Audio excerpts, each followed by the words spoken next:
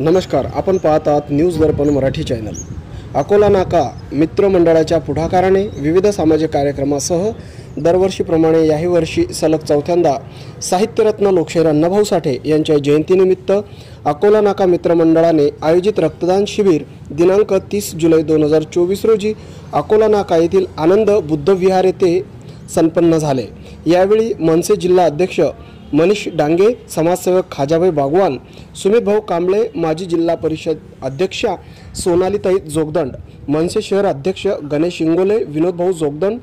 रंजनाताई पोळकर, आकाश कांबळे, मनोज खडसे, शिवाजी पडगान, शंकर बांगर, मोहन राऊत, मंगेश गायकवाड, अजय घुगे, विक्की घुगे,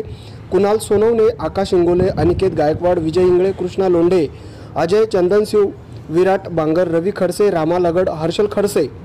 रुपेश खडसे, शंकर टेकाळे, पवन खरे मानकर, त्रिशूल खडसे, ओम थोरात, नितेश संकट, सुरेश खंदारे, संतोष लगड, ओम रावत, ज्ञानेश्वर खरे, शिवराज बांगर, सागर खरे, अक्षय बांगर यांच्यासह अनेकांनी